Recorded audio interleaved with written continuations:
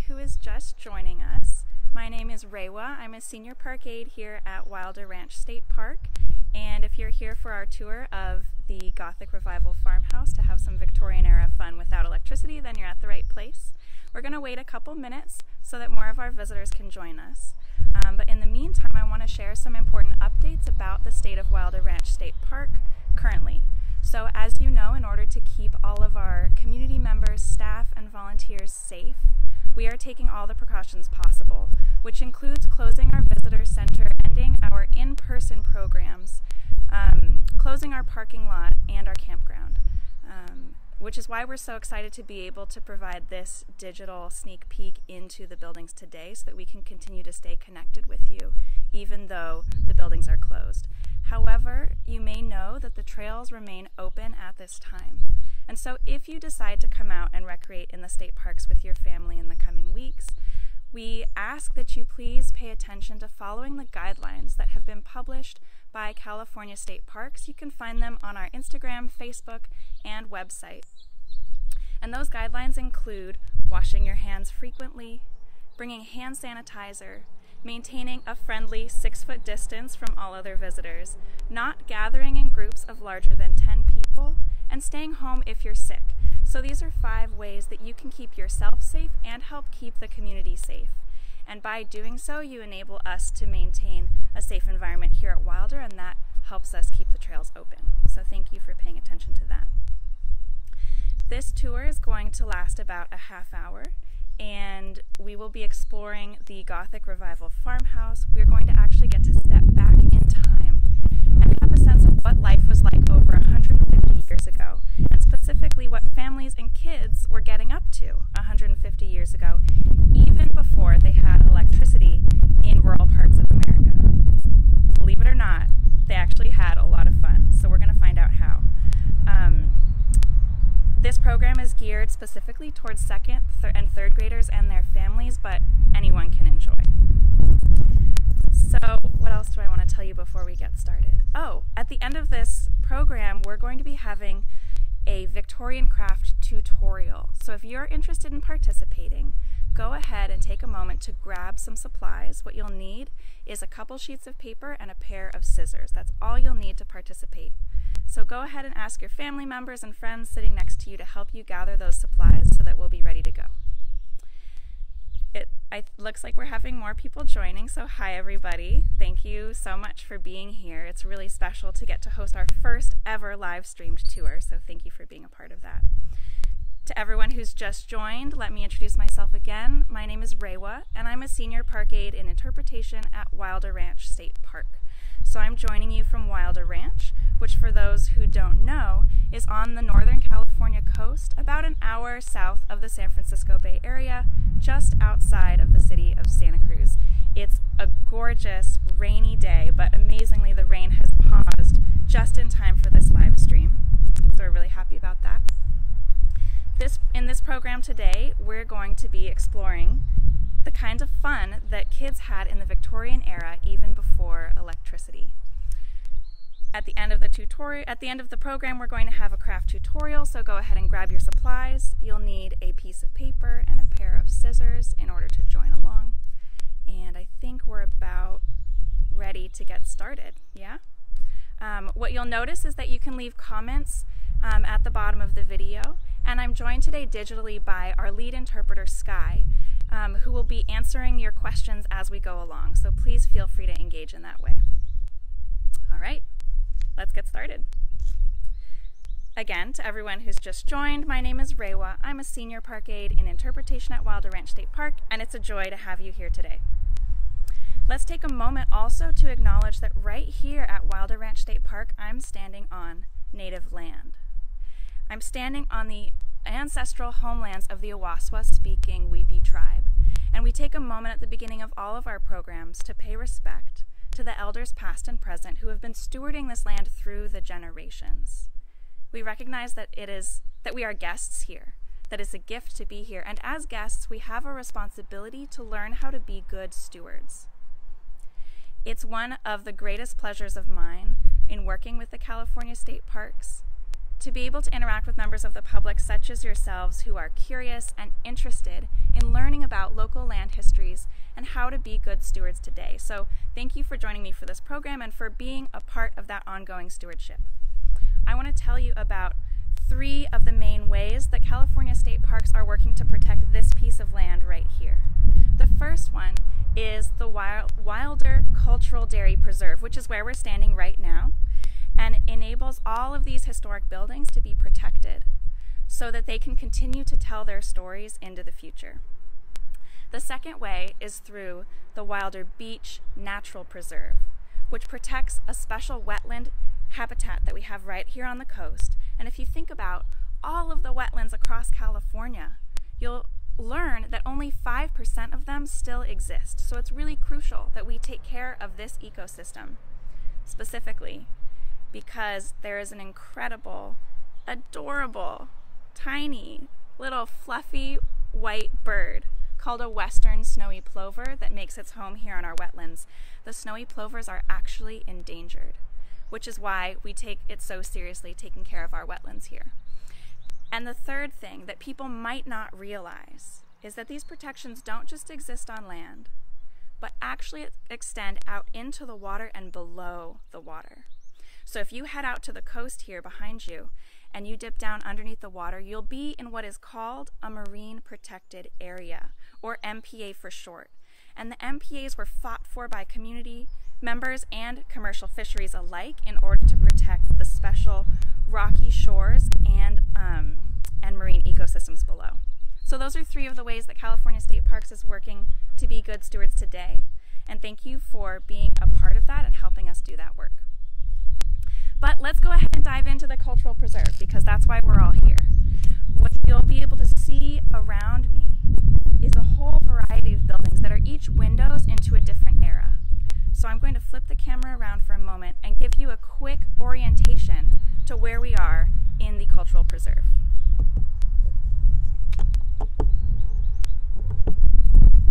So from this spot right here, we can actually see a lot of different buildings. This one right here is an adobe building from the 1830s. This was built by the Castro-Bolkoff family, who were the first family to start the practice of dairy ranching here on the property. This was back when this piece of land was a part of Mexico.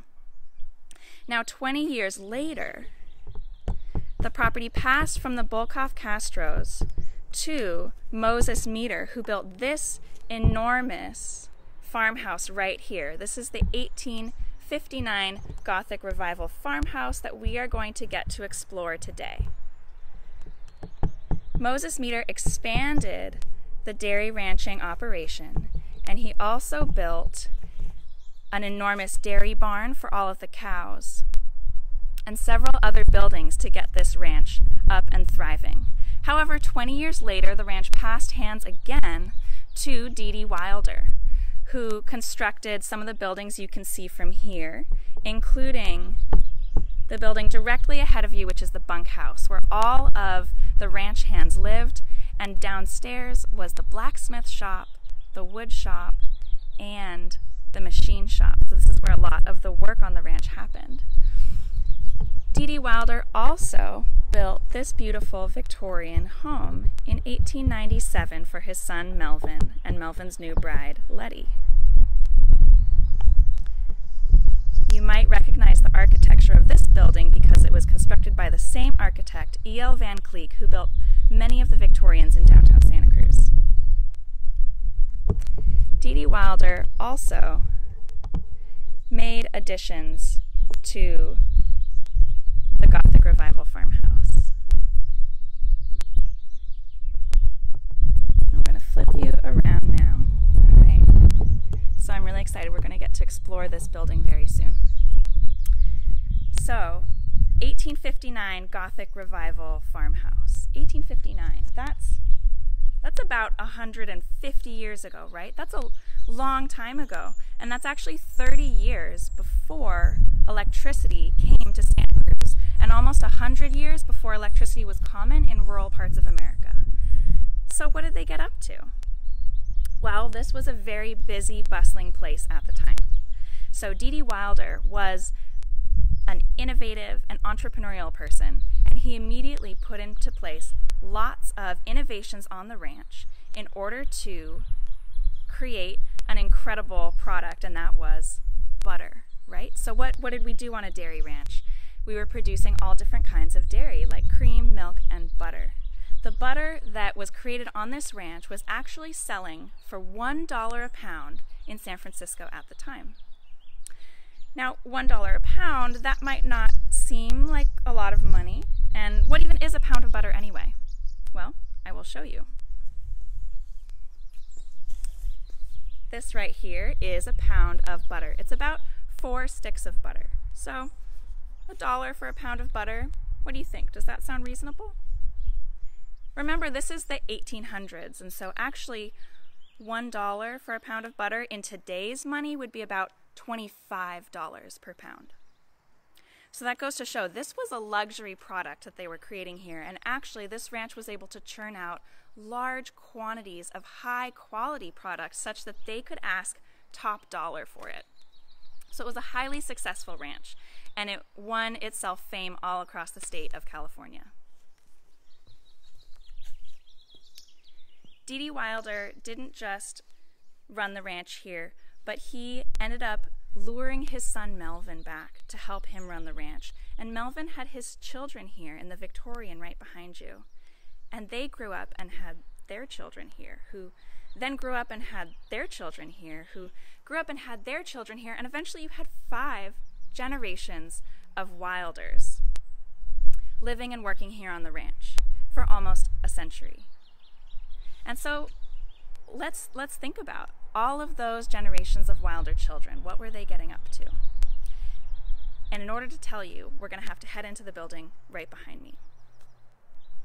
I'll take a moment to grab this question from Anne. Thanks for your question about how many cows were on the ranch, right? So we were producing enormous amounts of butter. It was actually 800 gallons of milk a day, which was creating 300 pounds of butter a day. Those are enormous numbers. So we needed a lot of cows. At the peak, there were about 300 cows living in the dairy barn here on the ranch. So great question, Anne. Let's go ahead and head into the building. Yeah. Okay, I'm going to flip you around so that you can see us walk in.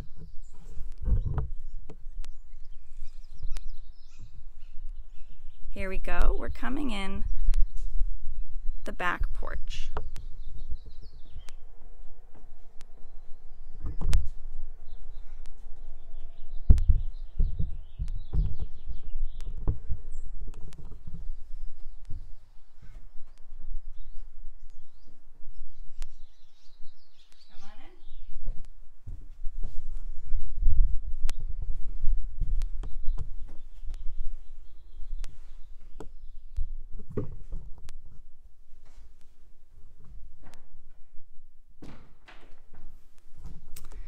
All right, so we have entered right into the middle of the Wilders' dining room. It looks like they may have just finished lunch. I can even see someone didn't finish their glass of milk.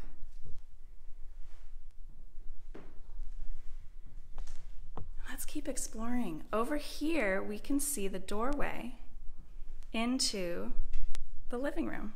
So I'm going to give you a chance to look around for a moment, and I'd like you to think about what might be different from your home. What do you notice that's missing? What do you notice that is different or unique?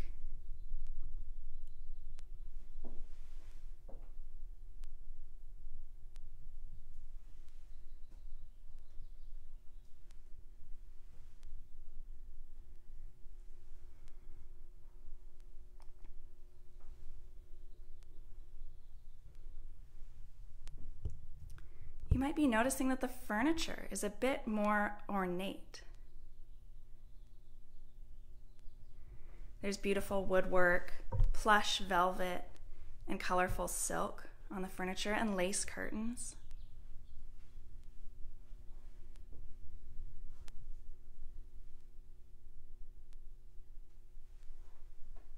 Here maybe you can see the player piano, which I hope we'll get to explore in future tours.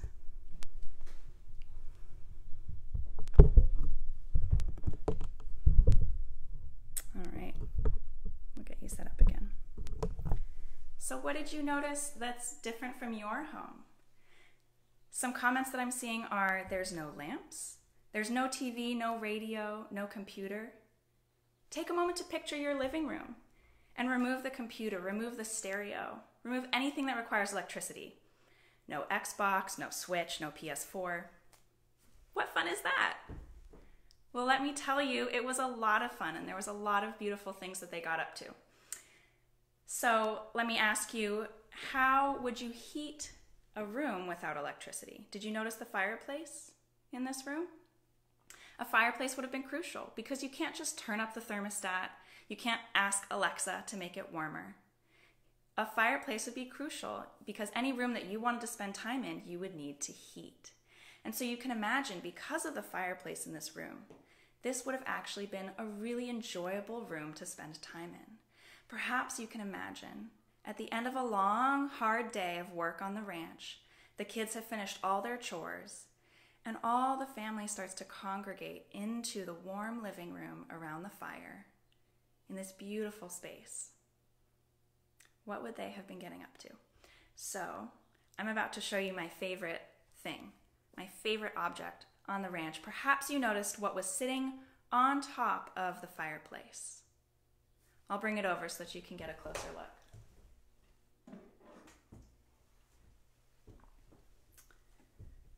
All right, so we have this very unique contraption here.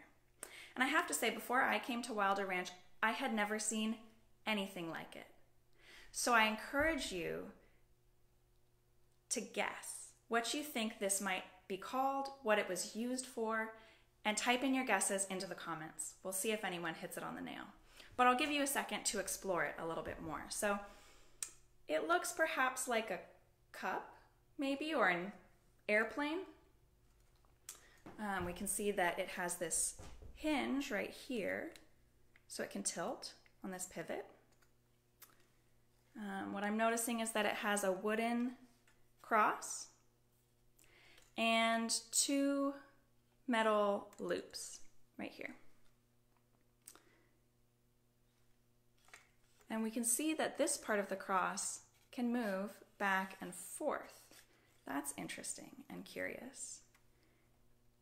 And you might actually be noticing that there are these pieces of glass here, and they're not just glass, they're actually lenses, because they are magnifying what you see through them. Perhaps you can, it's a little bit hard to tell. But what you're seeing through there has been magnified. It's gotten bigger. All right, so I'm seeing a couple guesses. Does anyone else have a guess of what this might have been used for?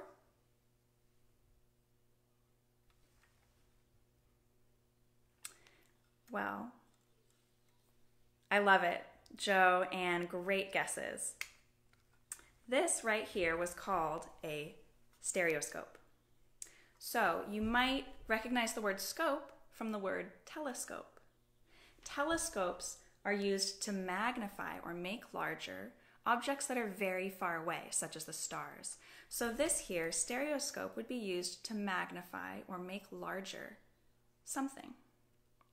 Now that explains the scope part, but what about the stereo part? Well, maybe you're familiar with the word stereo if you've ever turned on a stereo in your home or in your car to listen to music. Stereo comes from the Greek word, which means solid three-dimensionality. And so humans have stereo audio, meaning that we can hear things as if they're coming from all different directions.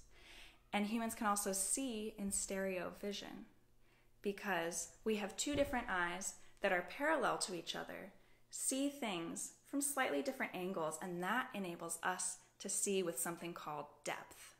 It brings things into relief, and that's how we can see in 3 dimensions. So the stereoscope enables you to bring an image, a flat 2-dimensional image, into 3 dimensions. And I'll grab one right here. So here we have a stereograph, like a photograph, but doubled. And we fit our stereograph right into these loops here. Someone thought this was where the image went, so well done. Good guesses. And you bring this up to your eyes, and then you can move the stereograph closer or farther away until something incredible happens. Do you want to take a look? You won't be able to see it exactly in stereo vision because, of course, we only have one camera here, whereas humans have two cameras, right? Two different eyes. But this can give you a sense of what you would be seeing in here. So you might be able to make out that there's a gentleman in a hat, and he's seated next to a cow. And what he's doing is squirting some milk from the cow into the mouth of a cat. It's a pretty silly image. I think the barn cats here at Wilder Ranch would really enjoy it. But I'll give you a chance to look at this image up close. So here's our stereograph.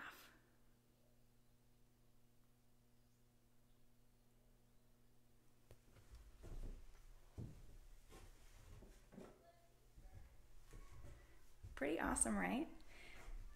So perhaps you have had a chance to experience 3D reality as well. Have you ever been to the movies to watch a 3D movie? That's very similar technology. It's changed over time, but the stereoscope is how we first originally started experimenting with three-dimensionality. So photography and the stereoscope were both invented around the same time in the early 1800s. So by the time that this house here was built in 1859, this had gained huge popularity around the world. And actually 3 years later, after this house was built in 1862, you could purchase 1 million different stereographs. So they were creating stereographs of all sorts of different things. And I'll show you a couple more that we have over here.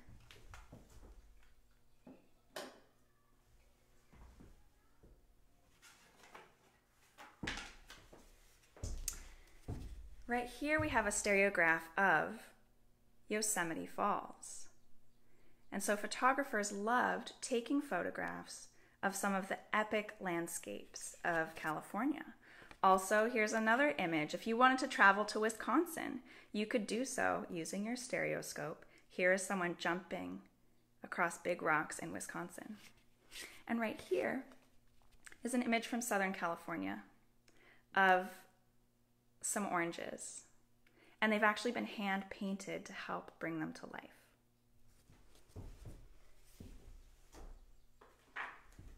So you can imagine 1 million different stereographs to choose from. That's a lot of adventures that you could go on right from your own home without electricity, without even leaving your couch. The stereoscope was a form of virtual voyage where you could travel to far off places and experience new realities. This technology actually didn't disappear, but has continued to evolve.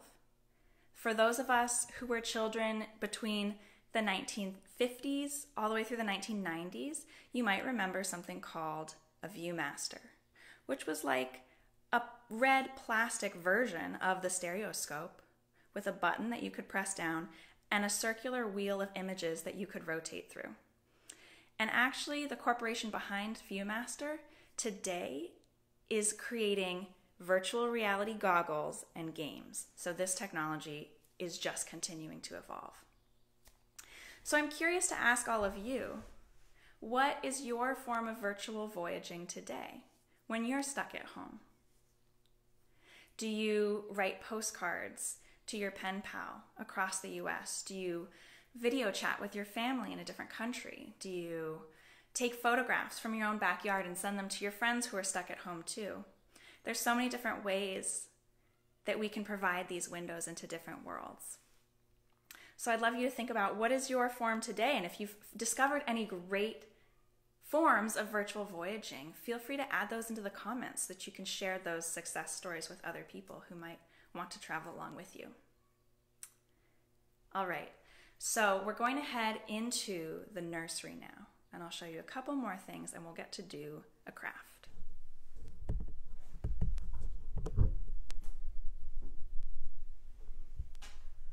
right, so now we are leaving the living room, heading into the front entryway and into the nursery.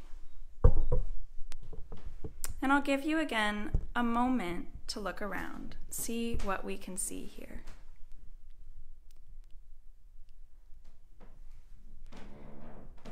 There's some dolls in a baby carriage, a quilt. This is probably where the Wilder children would have spent a lot of their time. I want to show you this great photograph we have on the wall here. These are some of the Wilder kids. These are Melvin's children, his daughter Ethel and his son DR, and their beloved dog Scat.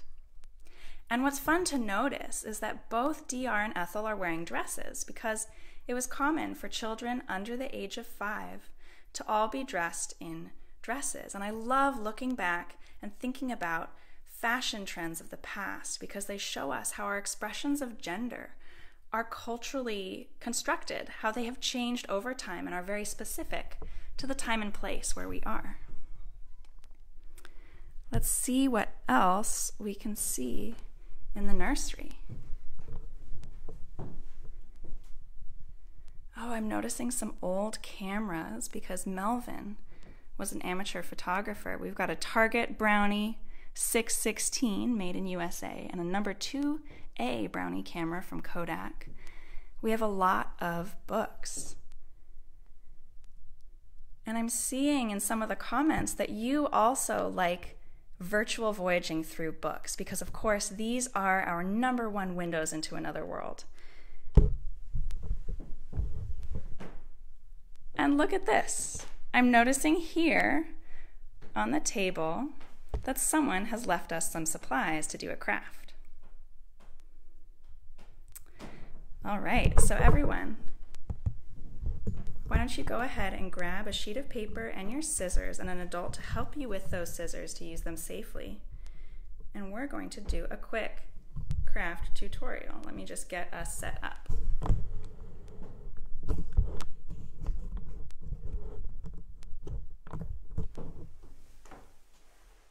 All right, perfect.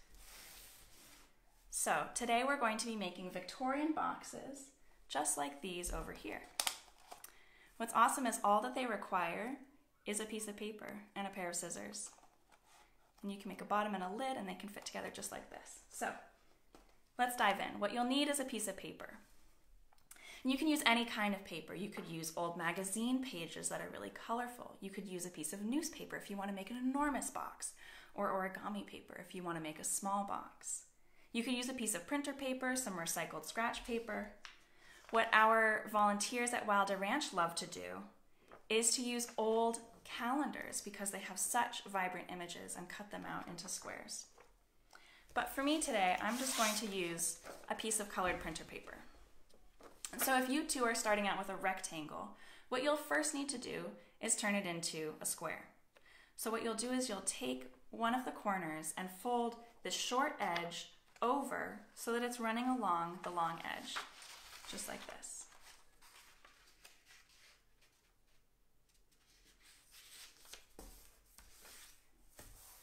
All right, so you end up with a triangle and a rectangular tail at the bottom. And we can just use our scissors or ask our family members to help us use the scissors to cut off that rectangular tail, just like this.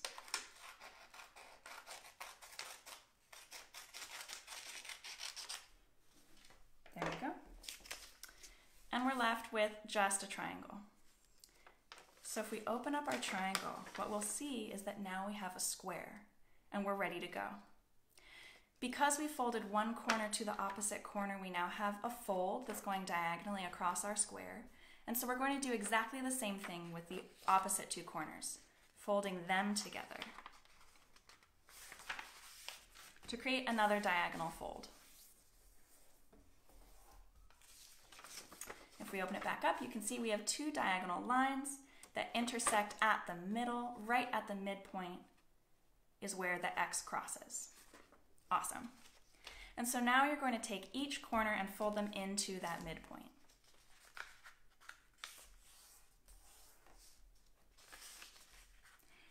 going a little bit too fast, don't stress out. This live stream is going to be posted on our Facebook afterwards so that you can rewatch this as many times as you need. And I'll also be posting written instructions about how to make Victorian boxes on our Instagram and Facebook so that you can share the craft with your friends. All right, so now all of our corners have been folded into the center and we have another square. Next, what we're going to do is we'll take the left and right sides of our square and fold these edges, again, into that center.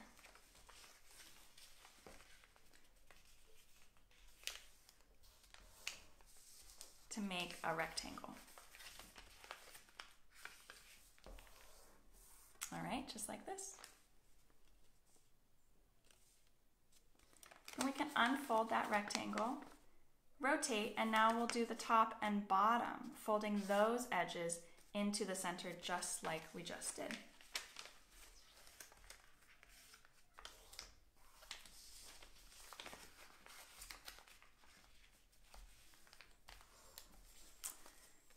All right, there we go. So now our square looks like this. And this is where the scissors come in again. So we're going to make 4 snips. You can pick whichever sides you want to do it on, but they have to be opposite sides. So I'm going to do my top and my bottom. And the snips are going to be right here and here, here and here. And so you can see we'll be snipping from the outer edge along this fold right to where the triangle stops here. So I'll show you just like this. See? I did that on the top and now I'll do it on the bottom.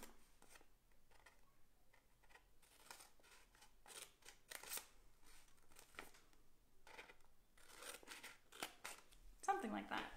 All right, so now the sides that you just cut, you're going to open up that triangular flap just like this on the top and bottom. And now we fold in these sides to create the walls of our box, just like this. Do you see? So the sides fold right in just like this. And then you can flip the triangular side over that wall to tuck in all of those edges.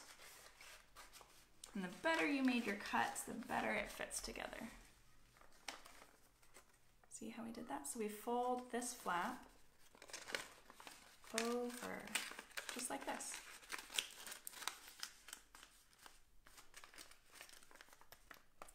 And here we go. We have our Victorian box, just like that. If you have a glue stick with you, you can glue down these center triangular flaps to make it really sturdy. And if you have a second piece of paper with you, what I love to do is create a lid for the box. So you can follow these instructions just like we just did, but when you get to the point where you are folding your 4 edges into the center, you're gonna go right to the center and then pull back just a little bit. Instead of going all the way to the center, you pull back. And that way, your lid is going to be slightly larger than the first box you made, and so it'll be able to fit right over. And that's the way it works. So this was your Victorian era craft tutorial of making Victorian era boxes that you can keep all sorts of trinkets and treasures in, just like the Wilder kids might have done 150 years ago. All right, so I'm so glad that you all were able to join me today. Thank you for participating. It's really a pleasure to be able to bring your public lands to you right in your own home. For folks who are joining us after the live stream, please go ahead and share your comments as well. Let us know what made you curious and what you want to hear about in future programs. I encourage you to keep tuning in to the Santa Cruz District California State Parks live streamed programs. We are all collaborating across the district in order to bring these programs to you every day of the week and weekend so that we can stay connected. So again, my name is Rewa. I'm a senior park aide at Wilder Ranch State Park, and it's been a pleasure having you. I wish you all a beautiful afternoon, and I hope you had some good Victorian era fun. Till next time, take care.